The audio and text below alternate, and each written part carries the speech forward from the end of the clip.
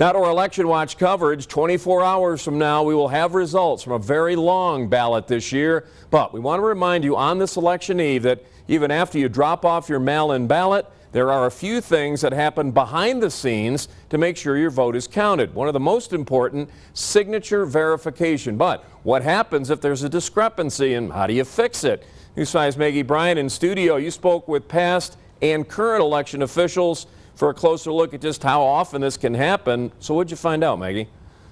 Yeah, Rob, as of today, the El Paso County Clerk and Recorder told me there have been over 2,000 ballots turned in with some kind of signature discrepancy. This kind of thing is easy to fix, but you only have so long after Election Day to cure it, as it's called.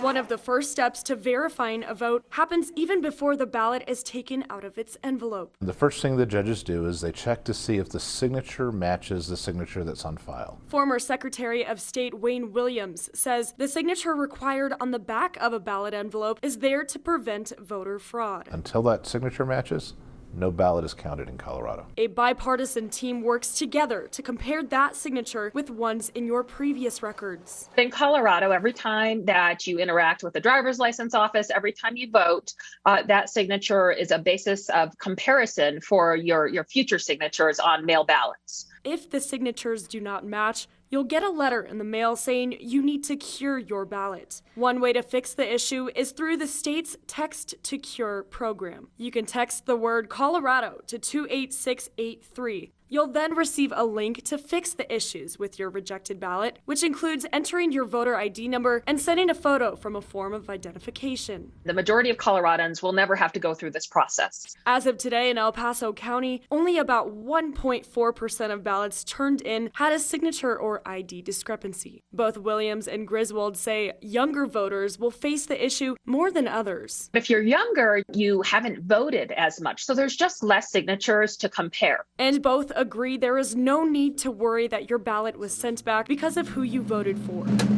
When those judges reviewed that signature, they do not know how the person voted because the ballot envelope is never opened until the signature is a match or the person verifies it is indeed their signature. But it stands as a reminder that your signature matters in order for your vote to be counted. If you have already voted, you will get any notice of a discrepancy within 3 days of voting, and November 16th is the last day to cure your ballot. Rob. Maggie, thanks. Good reminder. Well, Canada